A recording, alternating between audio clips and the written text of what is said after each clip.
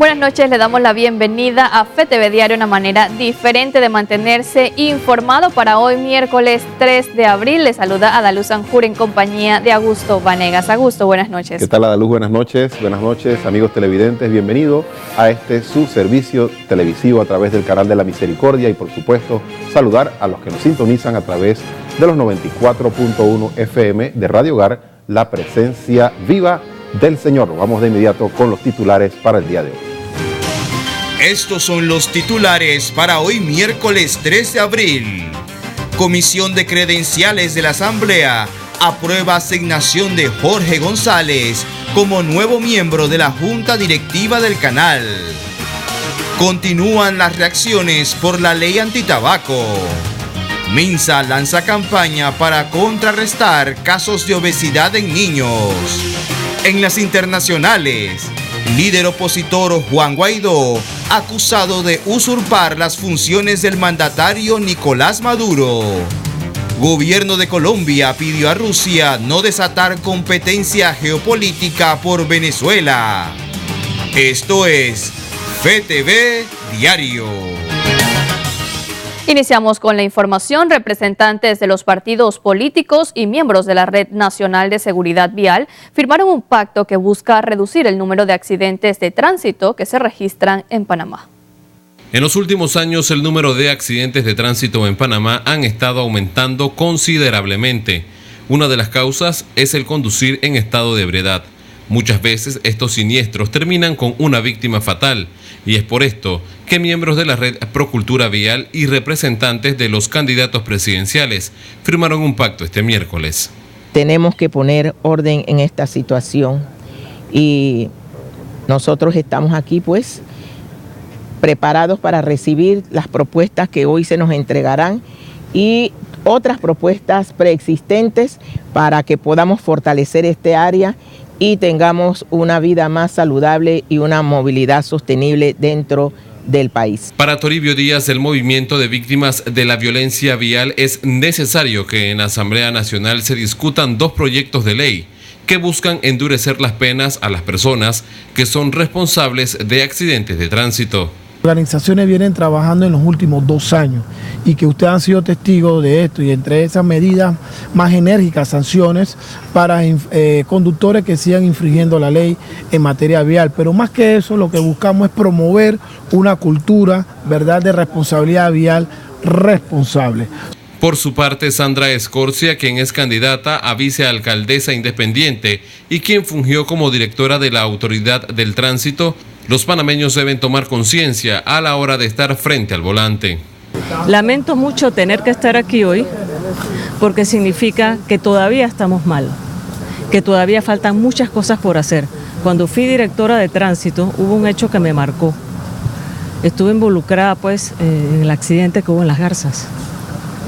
Y escuchar en la madrugada, caminando por el lugar, los celulares de los fallecidos dentro del bus y afuera los cuerpos con los celulares sonando porque los familiares los llamaban. Tuve pesadillas por meses. El documento firmado por los representantes de los candidatos presidenciales propone fiscalías y juzgados en materias de tránsito, subir las sanciones ejemplares con certeza del castigo, movilidad urbana, educación vial, entre más de 20 medidas que distintas organizaciones consensuaron. Importante que nosotros entendamos que esto inicia en la familia. La familia es la primera escuela. La educación, los valores, todo esto hay que promoverlo a nivel de la familia. No, es imposible que nosotros pretendamos cambiar a las personas a estas alturas de la vida. Va a ser muy difícil. Debemos empezar a trabajar con los niños, con los jóvenes. Según estadísticas, en Panamá hay de 400 a 450 víctimas por accidentes de tránsito, aunque en el 2018 hubo un aproximado de 60 víctimas menos en comparación con el 2017. Con imágenes de José Pérez, Ramsés Betancourt, FETV Diario. Y continúan las reacciones por la ley antitabaco. El viceministro de Salud señaló que el MINSA pedirá el veto completo de la ley. La ley tiene que llegar al Ejecutivo y el Ejecutivo entonces pide las recomendaciones del Ministerio de Salud. El ministro habló esta mañana en uno de los canales de televisión que nosotros creíamos que como habían sido introducidos muchos cambios y esos considerábamos que había algunas cosas que le quitaban, por ejemplo, la potestad que tenía el Ministerio de Salud de hacer las evaluaciones cada año de las industrias. La recomendación sería entonces vetarla por completo. Vetarla por completo y volver a trabajarla nuevamente.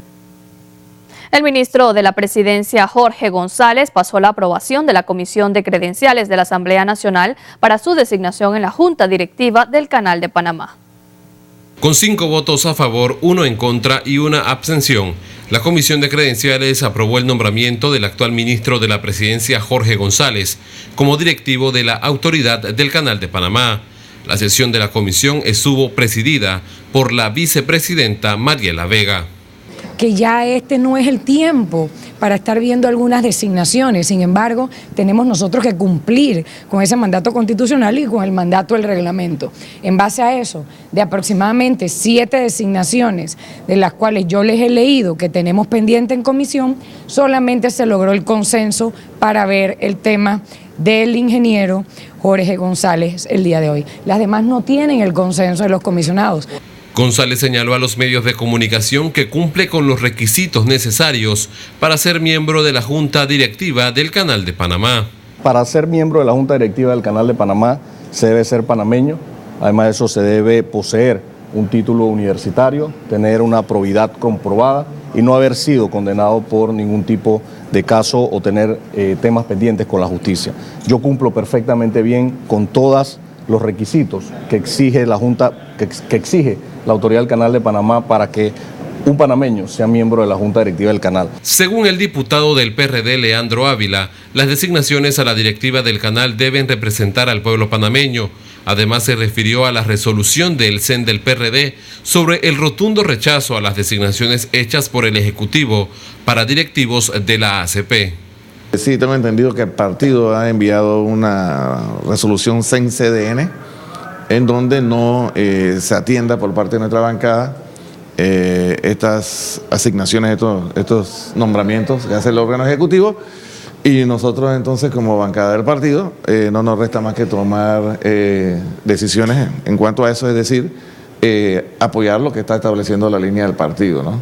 La pretensión del órgano ejecutivo es el de seguir ejerciendo presiones, chantajes, por un lado, u ofrecimientos, por otro lado, a la Asamblea Nacional para conseguir el propósito de nombrar a 3 nuevos directivos en la Autoridad del Canal de Panamá, 2 de ellos ministros de Estado, en contra del espíritu de la norma constitucional y de la norma legal. Los diputados que firmaron a favor fueron Miguel Salas, Jorge Alberto Rosas del Partido Panameñista, Mariela Vega y Juan Poveda de Cambio Democrático y Alfredo Pérez del Partido Revolucionario Democrático, mientras que Zulay Rodríguez del PRD votó en contra y el diputado suplente de Elías Castillo se abstuvo de dar su votación. El diputado Sergio Gálvez, quien es el presidente de la comisión, no participó de esta sesión. Hay claramente ustedes que yo no iba a ser obstáculo ni iba yo a tratar de conspirar con el buen desenvolvimiento de este órgano del Estado. Yo no iba a ser un problema para eso, siempre y cuando hubieran los votos. Ellos tienen sus votos, yo no hice problema. Ellos en estos momentos están reunidos para aprobar la designación del licenciado Jorge González. Yo respeto esa opinión, sea rechazado o sea ratificado el señor. Los designados por el Ejecutivo para la Junta Directiva del Canal son Jorge González, actual ministro de la Presidencia, Isabel de Saimalo de Alvarado, vicepresidenta de la República, y Emanuel González Revilla. Con imágenes de Elvis Pineda, Ramsés Betancourt, FETV Diario. Y la candidata a vicepresidente del Partido Panameñista, Nilda Quijano, se refirió este miércoles al matrimonio igualitario y negó que haya puesto condiciones al candidato presidencial José Blandón. Que yo sepa, esas marchas no son recientes. Yo creo que el candidato muy claramente esbozó cuál es su posición, igual que yo sostengo esa posición. Nosotros creemos en el modelo de familia que está instituido en la Constitución actual y pensamos que va a permanecer en la próxima Constitución porque esa es la base de la sociedad. Al día de hoy yo no le he puesto ninguna condición al candidato Le dije, vengo aquí a trabajar contigo porque ya lo esbocé en diferentes medios de educación, de comunicación. Autoridades educativas instalaron el Consejo Nacional de Formación y Desarrollo de la Educación Postmedia, Profesional y Técnica, que tiene como finalidad preparar a profesionales con estudios universitarios. En darles la oportunidad a los técnicos profesionales que tengan una capacitación profesional, que tengan una capacitación técnica, pero con una metodología diferente. La metodología se conoce como socioconstructivista. Más bien viene siendo un desarrollo del sistema. Recordemos, como te acabo de mencionar, el tercer nivel de enseñanza está conformado por el nivel universitario y el no universitario. En el no universitario se desarrollan los técnicos superiores y las postmedias. El ICSEN es el Instituto Técnico Superior del Este y nosotros como Ministerio de Educación tenemos que desarrollar un Instituto Técnico Superior propio del Ministerio de Educación. Para permitir a los chicos de entrar rápido en el mercado de trabajo. Y entonces tenemos un proceso de modernización del sistema de formación profesional. Docentes del Colegio C. Antonio Remón Cantera decretaron desde hoy miércoles un paro de labores debido al mal estado de la estructura del centro educativo. Es un colegio que tiene una buena matrícula, tiene una buena oferta curricular y lo que necesitamos es la ayuda y el apoyo de las autoridades del Ministerio de Educación para mejorar el proceso de enseñanza-aprendizaje y mejorar las condiciones de educabilidad de ese centro escolar. En el caso, por ejemplo, del Fernando LC, igualmente el Ministerio incumplió con las promesas que le dio a la comunidad educativa de ese centro educativo, porque resulta ser que quienes están permanentemente en las aulas de clase, que no tienen sillas, no tienen pupitres, no tienen tablero, algunos salones están prácticamente cerrados y no tienen aire acondicionado, en esas condiciones no se puede desarrollar el proceso de enseñanza-aprendizaje.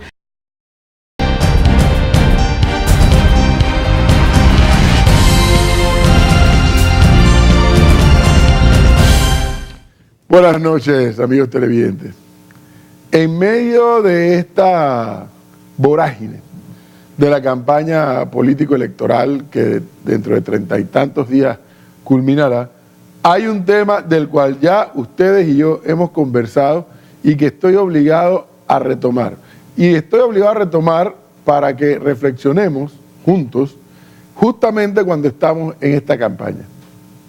Me refiero a el fenómeno del niño y la forma escalofriante, por decirlo menos, como el nivel de los lagos están a todo bajar, particularmente aquí, en nuestra área de Panamá y Colón, con respecto al lago Gatún y al lago Alajuela, que son los que se alimentan, de los que se alimenta el canal para su operación, pero más importante, que es la misma fuente que es el río Chagres, de la cual consumimos agua potable nosotros, los seres humanos. A mí me impresiona dos cosas. Uno, ¿cómo es posible que han pasado tantos años y desde que los científicos determinaron que este fenómeno del niño y el de la niña iba a ser recurrente cada tanto tiempo, aquí en Panamá, donde llueve de la forma en que llueve, no estemos llenos de reservorios de agua por todas partes? Es que somos gente tan particular y no hay un liderazgo, no hay una conducción que nos diga, oye, hay que hacer esto. El único que está insistiendo en esta historia desde hace más de una década es la Autoridad del Canal de Panamá. Hay otras organizaciones más pequeñas, pero desde el punto de vista de referente y desde el punto de vista de toma de decisiones, el Canal de Panamá es el único que insiste en el tema. Mientras tanto, los gobiernos pasan y pasan y pasan, y ahora vamos a ir a unas elecciones y ni se hacen más reservorios, ni se toma la decisión de ampliar la cuenca con el tema de Río India y demás, y el fenómeno del niño sigue actuando. Me llama la atención que he escuchado a los 7 candidatos hablar de una diversidad de temas, todos válidos, pero a ninguno le he escuchado con profundidad abordar este tema. ¿Qué es lo que pasa? Imaginémonos el tema de la cuenca del canal o de la toma para el agua potable, que nos ampliemos a Río Indio, que es el que más se menciona. Imaginémonos que se decide hacer X cantidad de reservorios en distintos puntos del país para prever situaciones como la que estamos atravesando. Lo que ocurre es que esa decisión pasa por mudar a una cantidad de familias y naturalmente indemnizarlas. Es obvio, y yo puedo entenderlo, que habrá familias que no les va a gustar la idea de que los muden. Pero es que frente al bien público, o mejor dicho, frente al bien particular, priva el bien general. El bien particular tiene que ceder ante el bien general. Y aquí el bien general, ¿cuál es? Reservorios de agua y la cuenca acá del canal. Es que hay que tomar decisiones. Y habrán afectados, sí habrán afectados, pero el país no puede afectarse ni detenerse porque 1 o 10 o 100 familias no les guste la decisión. Y no con esto estoy pidiendo que haya gobiernos autoritarios, no, estoy pidiendo que haya gobiernos que tengan la firmeza y la valentía de tomar decisiones. Les voy a poner un elemento de índole pecuniario, de plata. El hecho de que el canal le comunique a sus usuarios que tienen que aliviar la carga cuando van a pasar por la vía interoceánica afecta a las finanzas del canal y del Estado panameño. Eso sí queremos hablar de plata. Pero después que el canal tome esa decisión, si esto se extiende, llegará un momento que el IDAN, que ya es ineficiente, tendrá que anunciarnos que va a racionarnos el agua. Aquí en Panamá y Colón y en el resto del país, porque lo que está pasando en los lagos aquí no es nada diferente a lo que está pasando en los lechos de los ríos en todo el interior. Naturalmente, si no está lloviendo, estamos en temporada seca, siempre en temporada seca bajan los niveles, pero es que ahora nos están diciendo que esta temporada seca se puede alargar porque el fenómeno del Niño está actuando. En estos días que están los candidatos a presidente en todo foro, en todo debate, entre comillas debate, y tocando puertas, por favor, si a alguno le toca la puerta, pregúntele por este tema, ¿qué va a hacer si es presidente de este país con el tema del agua? Llevamos ya más de 2 décadas, según dicen los expertos, de retraso en la toma de decisión. Y la demanda sigue aumentando, porque la población sigue aumentando, y nos interesa que el canal siga funcionando con más y más éxito que reditúe a las arcas del Estado. Entonces, hay que tomar decisiones, hay que mudar familias, hay que indemnizarlos. Procedan, indemnicen a la familia y díganles quiénes son, y hay otro terreno en otras partes, y aquí está el Estado que le indemniza de esta manera. Si le hubieran hecho caso a las familias afectadas hace más de 100 años, el canal no se hubiera construido, porque para hacer ese lago artificial, que en su momento fue el más grande del mundo como lago artificial, hubo que mudar gente, hubo que inundar pueblos enteros, obviamente hubo que mudarlos a tiempo.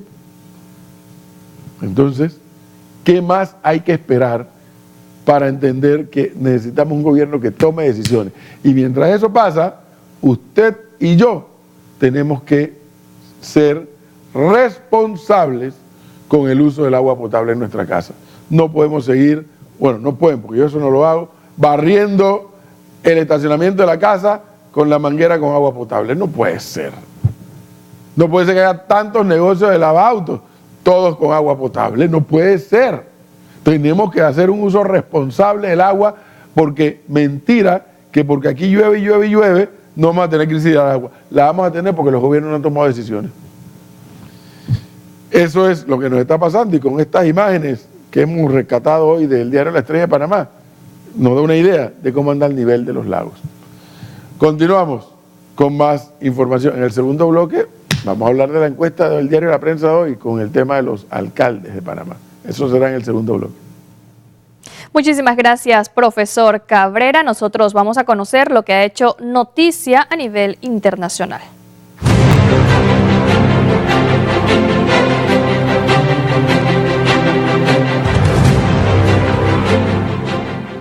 Tras la ola de protestas y el abandono del ejército, medios de prensa anunciaron la renuncia del presidente argelino Abdelaziz Bouteflika.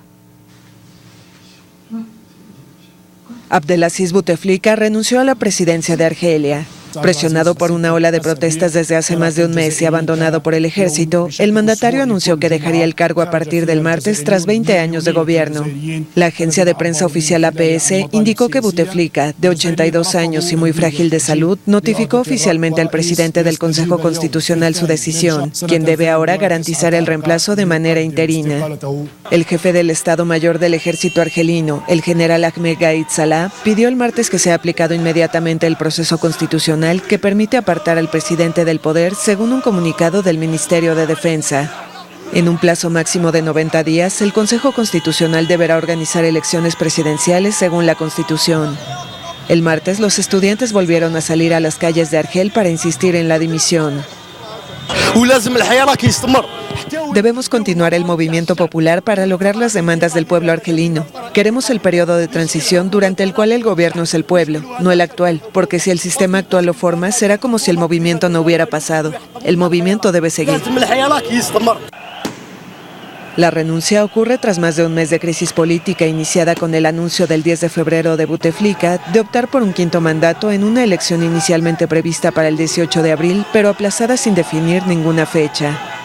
Semana tras semana, el presidente ha intentado aferrarse al poder multiplicando propuestas, medidas que no han conseguido calmar a la población.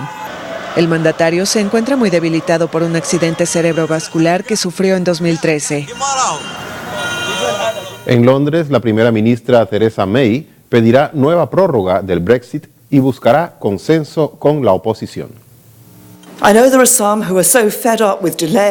La primera ministra británica Theresa May anunció el martes que requiere una nueva prórroga para el Brexit y propuso al líder de la oposición, Jeremy Corbyn, sentarse a buscar una solución para evitar salir de la Unión Europea sin un acuerdo. A pesar de los mejores esfuerzos de los parlamentarios, el proceso que la Cámara de los Comunes ha tratado de liderar no ha dado una respuesta, así que hoy estoy tomando medidas para romper el atasco. Ofrezco sentarme con el líder de la oposición y tratar de acordar un plan al que ambos nos apegaremos para asegurarnos de dejar la Unión Europea y de hacerlo con un acuerdo. Corbyn, que quiere evitar una salida abrupta de la Unión Europea, aceptó reunirse con la primera ministra.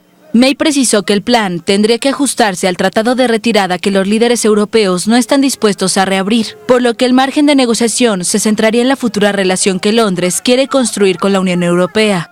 El tratado negociado por la primera ministra con Bruselas ya fue rechazado 3 veces por el Parlamento. Los diputados tampoco han logrado ponerse de acuerdo sobre otras opciones. Mientras, los británicos siguen sin saber qué depara el futuro inmediato, casi 3 años después del referéndum de 2016 en que decidieron salir de la Unión Europea, y cuando Reino Unido ya superó la fecha fijada inicialmente para el Brexit. Una separación sin acuerdo traería consecuencias económicas catastróficas. No deal was never our desired or... Sin acuerdo nunca fue nuestra intención o escenario deseado. Salir sin acuerdo nunca fue mi escenario deseado o esperado, pero los 27 de la Unión están preparados. Se vuelve más probable día tras día. Day after day more likely.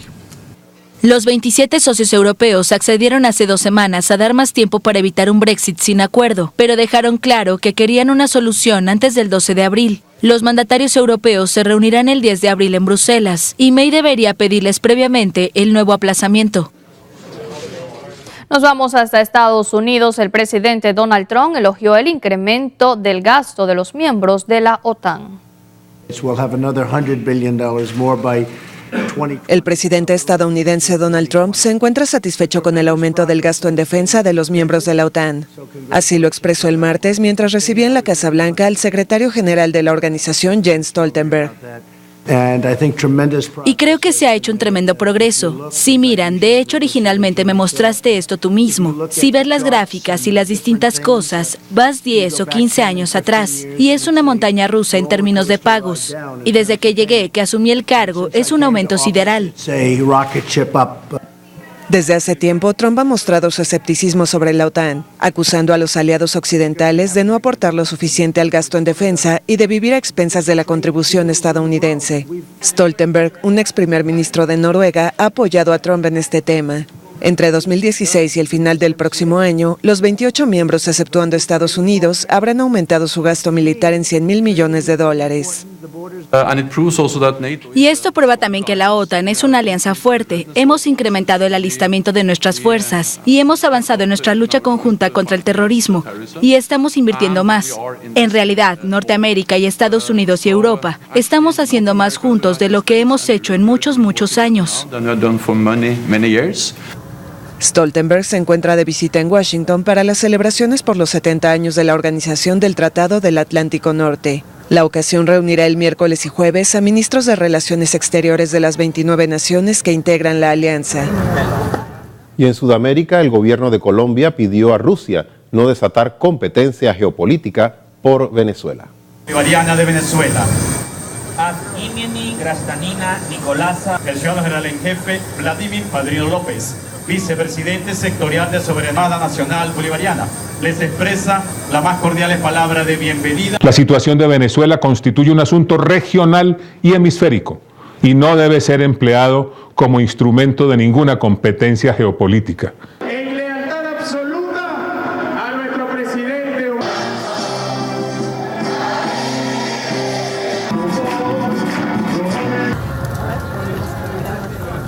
Russia has to get out. Colombia reitera que cualquier despliegue o incursión militar en apoyo al régimen ilegítimo de Nicolás Maduro pone en riesgo la transición democrática y la normalización constitucional en Venezuela y constituye una amenaza a la paz, la seguridad y la estabilidad en la región.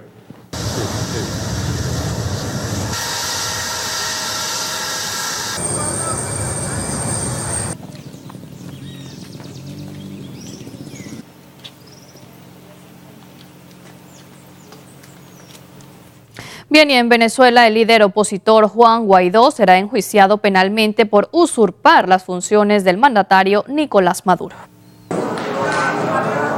Aprobado. Queda así autorizado formalmente la continuación del juicio. Países y autorizó al Tribunal Supremo de Justicia a enjuiciarlo penalmente por usurpación de funciones.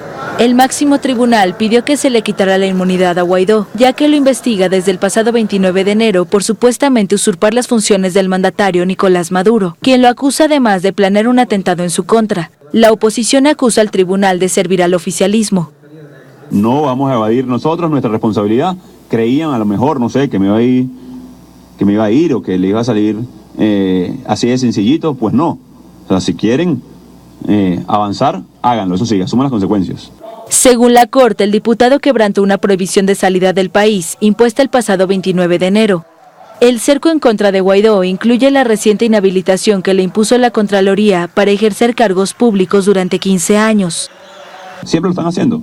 A ellos les encantaría haberme visto preso hace meses, no hoy, sino cuando me amenazaron cuando estaba entrando por Maiquetía, cuando me secuestraron el 13 de enero, y no lo han hecho porque han visto la respuesta del pueblo de Venezuela.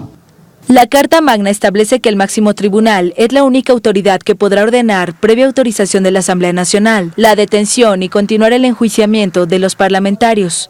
Pero la máxima corte, acusada de servir a Maduro, declaró al Parlamento en desacato en 2016 y considera nula todas sus decisiones. Además, la constituyente, elegida en agosto de 2017 y desconocida por la oposición, rige como un órgano plenipotenciario, al que deben supeditarse todas las demás instituciones del Estado, y en la práctica asumió las funciones legislativas. Bien, amigos televidentes, siendo las 8:30 minutos de la noche, vamos a hacer nuestra primera pausa comercial y al volver tendremos, por supuesto, la actividad de nuestra Iglesia Católica Universal, la actividad del Santo Padre y la Santa Sede y, por supuesto, la actividad de lo que está sucediendo en nuestra iglesia panameña. Así es, esto será después de la pausa. No le cambie, ya volvemos.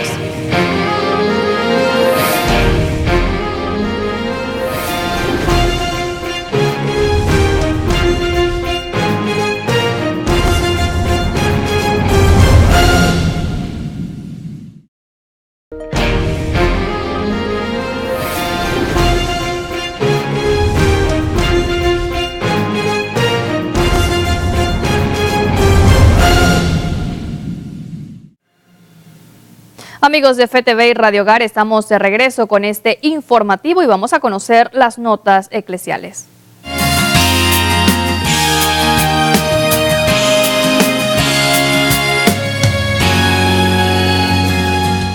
Durante su audiencia general de este día, el Papa Francisco contó a los peregrinos que le esperaban en la Plaza de San Pedro sobre su reciente viaje a Marruecos. Cada miércoles, antes de que inicie la catequesis de Francisco, algunos pequeños pueden subir al Papa móvil con él para acompañarlo mientras saluda a los peregrinos. Esta semana les ha tocado en suerte a estos. Luego, el Papa interrumpió su ciclo de catequesis sobre el Padre Nuestro para recordar por qué considera que fue importante su reciente viaje a Marruecos. Con el lema Servidor de la Esperanza, pude dar otro paso en el camino del diálogo interreligioso con nuestros hermanos y hermanas musulmanes, recordando aquel encuentro entre San Francisco de Asís con el sultán Al-Malik Al-Kamil hace 800 años y el viaje del Papa Juan Pablo II hace más de 3 décadas. Recordó que los católicos no son los únicos creyentes en el mundo y reflexionó sobre ello. También dijo que la variedad de credos no debe separar. Servir la esperanza quiere decir crear puentes entre las civilizaciones y junto con el rey Mohamed VI reiteramos que las religiones son esenciales para defender la dignidad humana, promover la paz y el cuidado de la creación. De forma conjunta, hicimos un llamamiento por Jerusalén para que sea preservada como patrimonio de la humanidad y lugar de encuentro pacífico, de modo particular para los fieles de las 3 religiones monoteístas. Francisco dijo que durante el viaje quiso hablar de la cuestión de las migraciones. Marruecos es la última etapa de muchos que intentan llegar hasta Europa. Por eso, desde allí, pidió que no se dañe la dignidad de los migrantes, porque ser migrante no es un adjetivo, los migrantes son personas. Marruecos, de hecho, también fue el escenario de la firma de un gran pacto mundial de la ONU sobre las migraciones. El próximo viaje internacional del Papa será a Bulgaria y Macedonia del Norte del 5 al 7 de mayo. El secretario de Estado Vaticano, Pietro Parolin, participó en el simposio sobre la libertad religiosa organizado por la Embajada de los Estados Unidos ante la Santa Sede.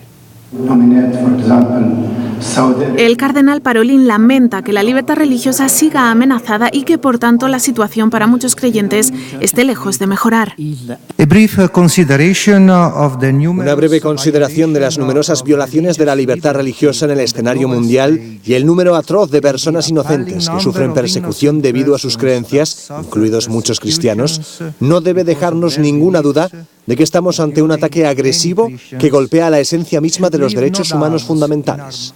Así se expresó en este evento organizado por el proyecto Stand Together y la Embajada de Estados Unidos ante la Santa Sede, una ocasión en la que el secretario de Estado Vaticano recordó además que la violación de la libertad religiosa amenaza el bien común de la familia humana. A pesar de tantos esfuerzos para promover y reforzar el derecho humano fundamental de la libertad religiosa, en realidad estamos presenciando un deterioro continuo, incluso podríamos decir un asalto, contra este derecho inalienable en muchas partes del mundo. La anfitriona del encuentro, la embajadora de Estados Unidos ante la Santa Sede, Callista Gingrich, insistió en que es urgente trabajar juntos para proteger esta libertad.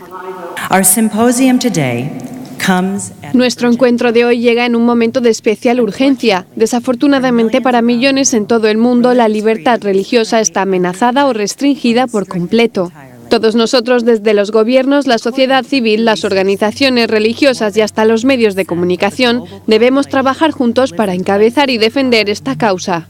Por eso, proyectos como Stand Together, que nació hace más de 2 años, quieren alertar de la continua violación de este derecho fundamental que se materializa en ataques contra los creyentes por el mero hecho de serlo. Es un drama que afecta a más del 60% de la población mundial que vive en países donde la libertad religiosa no es plena, tal y como se explicó durante este evento. En este contexto nació Stand Together, un proyecto de concienciación que une sus fuerzas a las de organizaciones como Ayuda a la Iglesia Necesitada, la Fundación Pontificia que desde hace décadas trabaja para que los cristianos perseguidos no sean además víctimas silenciadas. Y en referencia a la difícil situación que vive Venezuela, la familia vicenciana ha dirigido a todos sus miembros presentes en el mundo y en especial en el país sudamericano una declaración en la que expresa su preocupación y solidaridad ante la dramática situación que vive el pueblo venezolano. Venezuela está pasando por una situación de crisis humanitaria de extraordinarias dimensiones. El pueblo venezolano está sufriendo y no podemos quedar impasibles ante tanto dolor. Los miembros de la familia vicenciana, más de 2 millones de cristianos que sirven a los pobres a ejemplo de San Vicente de Paúl, les pedimos que se unan a nosotros y colaboren de todas las maneras posibles para conseguir que ningún venezolano pase hambre o necesidad. Por otro lado, mañana 4 de abril se conmemora el centenario de la muerte de San Francisco Marto, uno de los 3 pastorcitos de Fátima y el santuario en Portugal.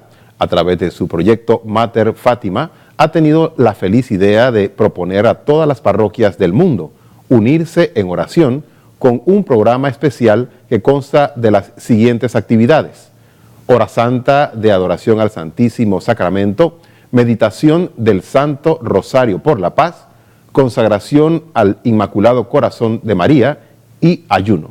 En Panamá nos uniremos en oración desde el Santuario Nacional del Corazón Inmaculado de María en Obarrio. Usted también puede unirse desde su parroquia o donde esté orando especialmente por las próximas elecciones de nuestro país. Es una invitación de la Arquidiócesis de Panamá y también podrá estar en sintonía desde las 2 de la tarde en las pantallas de FETV y frecuencia de Radio Hogar.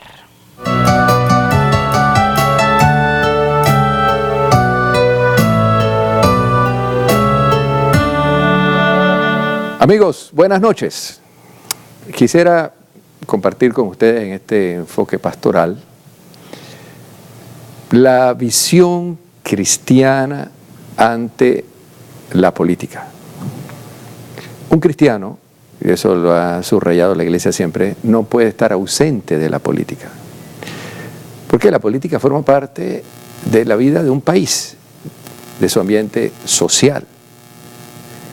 Ahora, cuando estamos en una campaña política, al cristiano le corresponde primero orar y hacer penitencia por la misma campaña, para que ante los candidatos que se nos proponen salgan aquellos que piensen mejor y de una manera más honesta en la administración del país.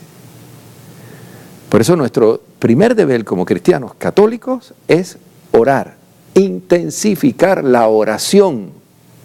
La oración es fundamental, es clave, y la Iglesia Católica comienza una campaña de oración ininterrumpida por estos comicios. Asistir a misa, pedir al Señor, sobre todo en el momento de la consagración por nuestras elecciones, ayunar, rezar el Santo Rosario, en la liturgia de las horas, pedir por nuestros futuros parlamentarios y presidentes, alcaldes, etc. Pero también tenemos que involucrarnos en esto, no solamente a través de la oración. Tenemos que estar escuchando siempre las propuestas que se nos presentan en las campañas políticas, prestar atención y también observar quiénes son los candidatos. Si son candidatos que se proponen para una reelección, la Iglesia no se opone a elegir candidatos que hayan gobernado anteriormente. Porque si lo han hecho bien, ¿por qué no confiar en ellos? Pero si lo han hecho mal, sería un error gravísimo de nuestra parte darle el voto a alguien para que siga haciendo el mal. Eso no puede ser de ninguna manera.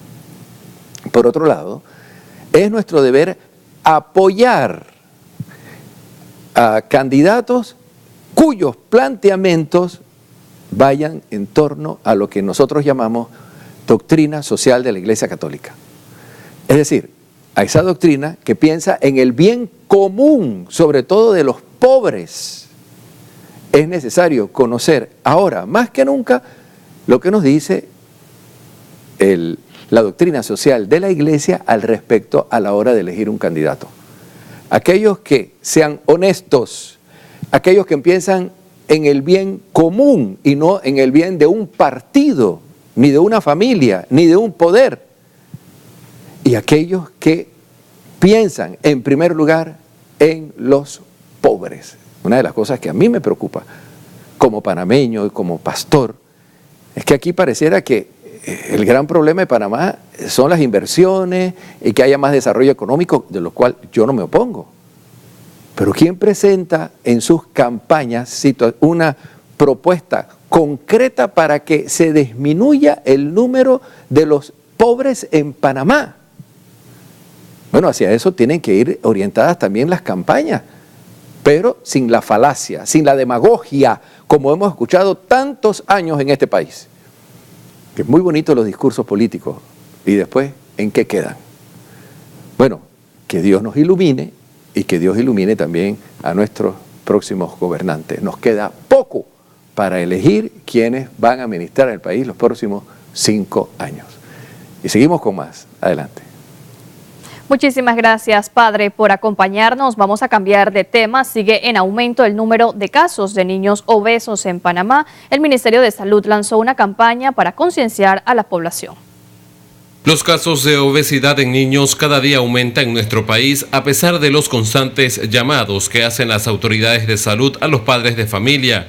Y por esta razón, este miércoles, el Ministerio de Salud lanzó la campaña Salva tu Vida. Problemas que nos están causando la gran prevalencia que tenemos de sobrepeso y obesidad, y que este es un factor de riesgo para desarrollar enfermedades crónicas. Entonces estamos énfasis en esto, sobre todo en la prevención. Queremos hacer la prevención dirigida sobre todo a los jóvenes. En Panamá existe, por ejemplo, en los menores de 9 años tenemos casi una prevalencia de 30% de obesidad, lo cual es bastante, y entre los adolescentes, cada 2 a 3 adolescentes también son obesos. Según datos de la Organización Mundial de la Salud, el número de niños y adolescentes de entre los 5 y 19 años de edad presentan obesidad, y en Panamá, según los registros, 1 de cada 10 niños menores de 5 años presentan exceso de peso. Actualmente los chicos en edad escolar, alrededor de 3 de cada 10, o sea, alrededor del 30% de los niños tienen problemas de sobrepeso y obesidad. Realmente esa es una cifra un poco alta. El Ministerio de Salud está haciendo a través de los años varias actividades, pero creo que hay que hacer un poquito más en este grupo poblacional. ¿Por qué? Porque este grupo también tiene 2 importantes factores. Primero, que motiva al propio chico a tomar una conducta más saludable en cuanto a su alimentación y actividad física, pero él mismo también es un agente de cambio en su casa, en su comunidad y en su escuela. La nutricionista Elka González brindó algunos consejos para que los padres de familia eviten que sus hijos sufran de obesidad a temprana edad. El niño tiene que aprender a consumir los alimentos de manera natural. Luego de esta etapa, entonces el niño ya puede ingerir los alimentos que come el resto de la familia, pero aquí es donde se deben evitar los alimentos procesados, altos en grasa, azúcares, calorías. Lo que busca el Ministerio de Salud con esta campaña es minimizar el número de niños que sufren de obesidad en el país. Actualmente en las escuelas está prohibida la venta de productos que contribuyen a la mala alimentación de los infantes. En muchos de los colegios se está cumpliendo la reglamentación, pero no es suficiente con eso. También falta que los padres de la familia incluso también contribuyen a hacer esta alimentación saludable con los niños, haciendo dietas saludables, evitando comer esas comidas de picaditas y contenidos altos en azúcares, grasas y sal. Entonces, hace falta todavía algunas normativas que poco a poco se han tratado de impulsar en Panamá. Por ejemplo, los etiquetados nutricionales, que necesitamos que la gente aprenda a leer en las etiquetas cuáles medicamentos pueden ser dañinos para la salud por su alto contenido de grasas o de sal o de azúcar. Son cosas que debemos avanzar hacia allá. Los niños con sobrepeso y obesidad tienden a seguir siendo obesos en la edad adulta. Por lo tanto, son candidatos a sufrir algún tipo de enfermedad crónica no transmisible. Con imágenes de José Pérez, Ramsés Betancur, FETV Diario.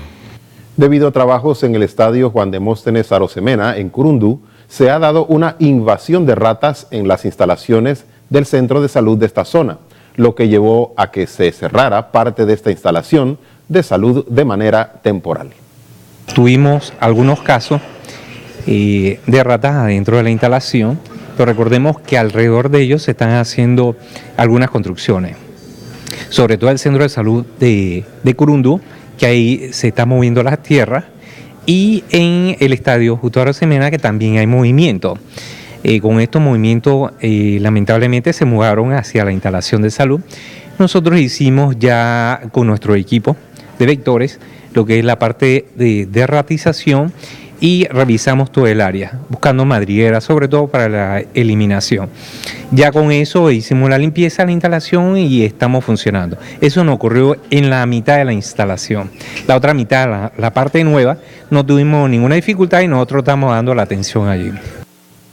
Aurelio Rangel también habló sobre las irregularidades detectadas en la preparación de alimentos que estaban siendo preparados para la venta en las principales calles de la ciudad de Panamá.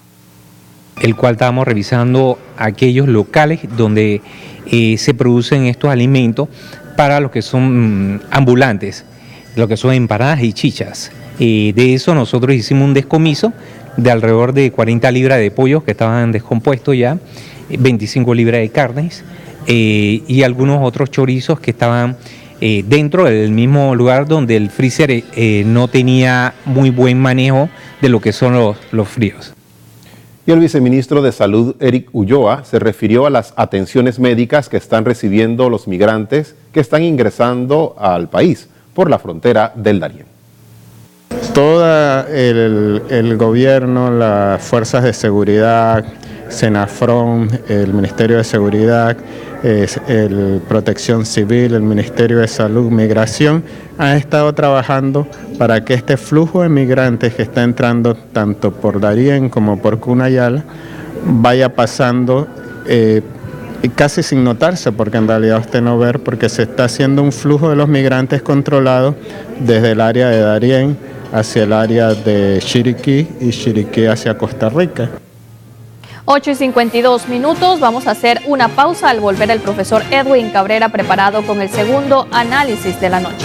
Así es, y también tendremos por supuesto a nuestro compañero Alejandro Rodríguez con las notas deportivas. Ya volvemos.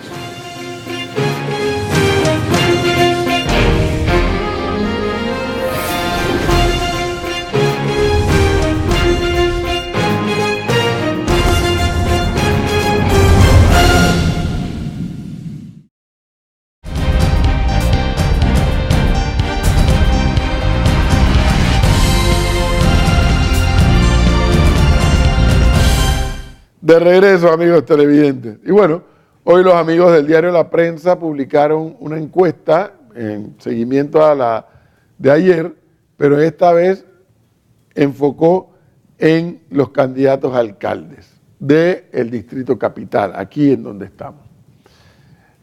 Yo, más que hablar de los resultados de la encuesta, quiero que pensemos un poco, nosotros los capitalinos, en esta decisión. Es el segundo puesto más importante desde el punto de vista político electoral. Sí, porque concentra a todo el electorado que está aquí en Panamá Metro, en Panamá Norte y en Panamá Este, que incluye San Miguelito, que incluye allá Pacora, San Martín, que incluye Las Cumbres, Pedregal, Chilibre, y que incluye esta parte metropolitana. Y además, por el presupuesto que maneja, creo que son más de 300 millones de dólares anuales que maneja en presupuesto la Alcaldía de Panamá. Es algo que tenemos que evaluar seriamente.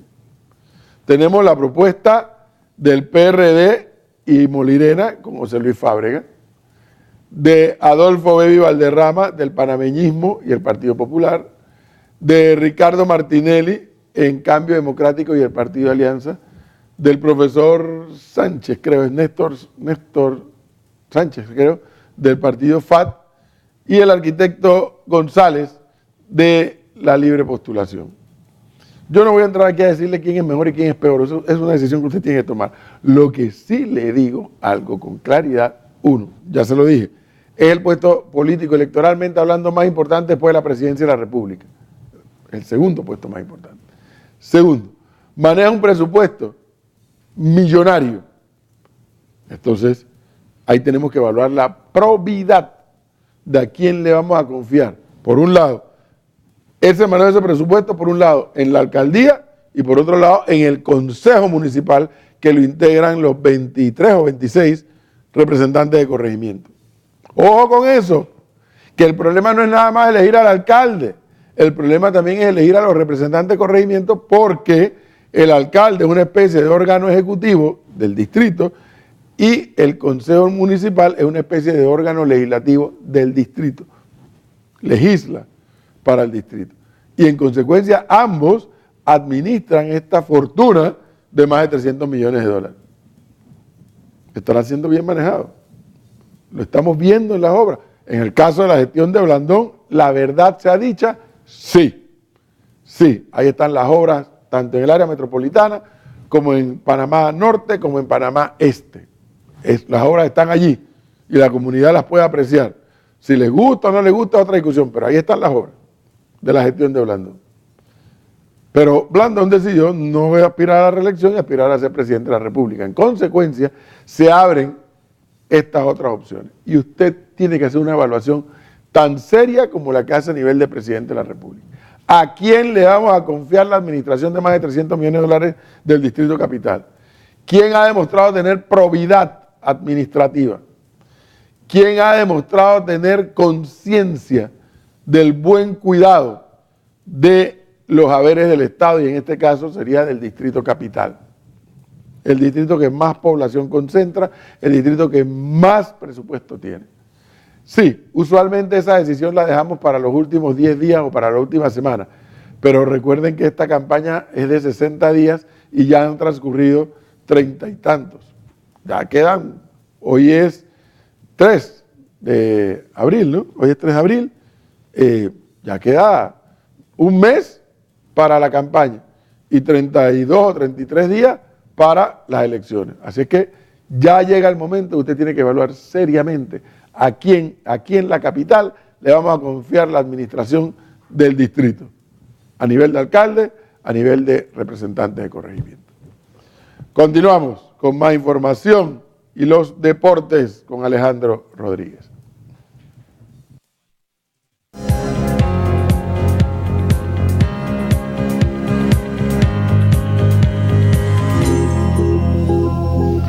Así es, gracias, buenas noches. Vamos de inmediato con las notas deportivas para hoy. Vamos a iniciar de inmediato y es que hay que hablar del Costa del Este. Esta mañana la directiva de dicho equipo realizó una conferencia de prensa para aclarar y presentar las pruebas donde supuestamente decisiones incorrectas por parte de la federación que estarían manchando el procedimiento de cara a lo que van a ser las elecciones. Ahí vemos en pantalla a Felipe Borusqui y Juan Pablo Serrano, quienes hablaron esta mañana con los medios de comunicación para aclarar dicho tema. Presentaron todas las pruebas y cartas y demás que tienen, que le han presentado a la Federación Panameña de Fútbol sin recibir respuesta. La única respuesta que recibieron fue el pasado 8 de marzo, cuando le rechazaron el candidato que había presentado dicho equipo de cara a lo que van a ser las próximas elecciones de la FEPAFUT. Pica la bola y se extiende este tema que pareciera que va a llegar a más. Inclusive la directiva del Costa del Este habla de llegar hasta la FIFA de ser necesario en caso de no recibir respuesta por parte de la Federación Panameña de Fútbol. Mañana habrá una reunión entre directivos de la Federación y por supuesto el Comité Ejecutivo para definir en teoría mañana cuándo serían las elecciones. Por lo menos en un mes no habrán elecciones, ya que por lo menos con 30 días de anticipación tienen que avisar la fecha oficial de dicho proceso. Vamos a escuchar a Juan Pablo Serrano, directivo del Costa del Este. Y entonces las categorías, ellos vienen y se toman la molestia de hacen un comité ejecutivo a la carrera con el único objetivo de eliminar la competencia para el candidato único que está respondiendo al comité ejecutivo. Entonces, como yo les dije, más sagrado que nosotros tenemos que ser justo.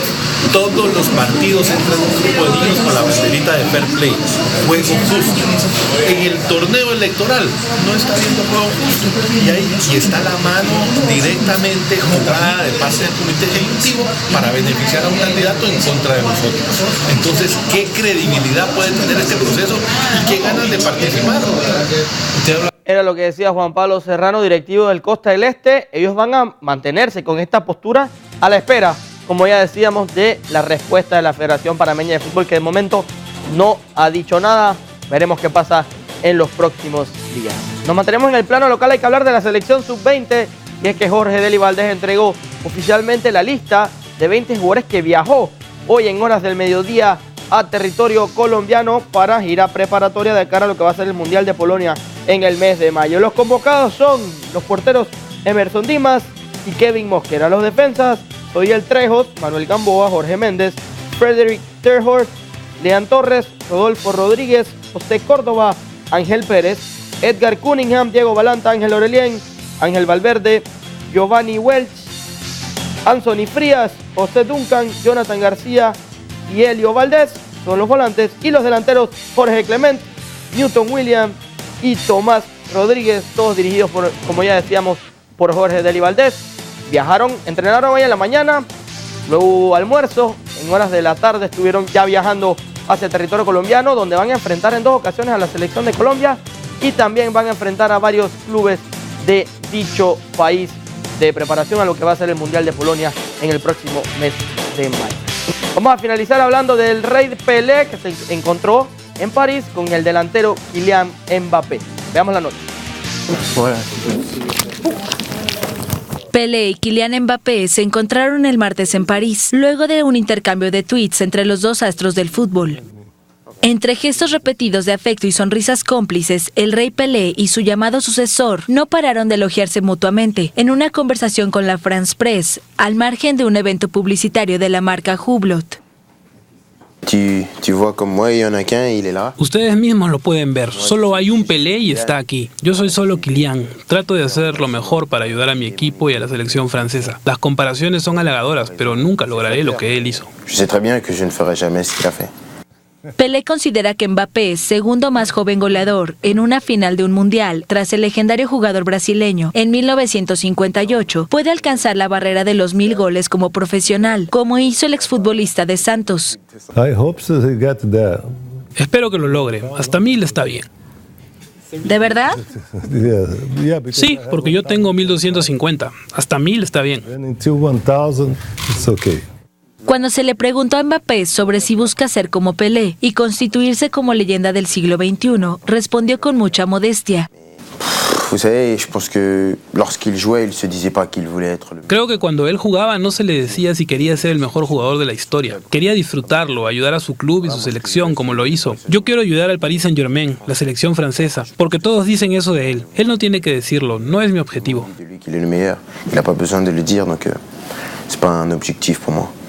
Pelé le dijo a Mbappé que para ser como él debe ser un buen chico y sobre todo estar tranquilo, aunque para llegar a ser el rey se necesitan más de 1000 goles. Depende how many goals you score. Until now. 92. Depende, ¿cuántos goles has hecho hasta ahora? 92. Te faltan muchos entonces, pero ya sabes, la gente a veces habla de goles, son muy importantes los goles. Sometime. Talk about the goals is very important. The goals. Doy gracias a Dios por haber marcado tantos goles. A lot of goals, but pero sabemos que debemos tener buena compañía en el medio campo y atrás. The people midfield and back have to be. Debe haber alguien para apoyarnos. No puedes anotar tú solo. Necesitas buenos compañeros. Es muy importante. You have to have good partners. This is important. Sobre si Mbappé debe permanecer o no en el Paris Saint-Germain, Pelé dijo entre risas que dependerá del dinero que le paguen. Luego aclaró que el fútbol ha cambiado mucho y que aunque sería mejor jugar siempre con el mismo club, también los jugadores deben pensar en que tienen una carrera muy corta. Veremos qué depara la carrera de Kylian Mbappé. Ya lo comparan con uno grande como lo fue Pelé. Es lo que tenemos en deportes para hoy. Seguimos con la parte final del noticiero. Adelante. Muchísimas gracias, Alejandro. Así es, llegamos a la parte final del noticiero, no sin antes reiterar nuestra invitación para el día de mañana, Augusto. Así es, el día de mañana tendremos, amigos televidentes, atentos a la señal del Canal de la Misericordia.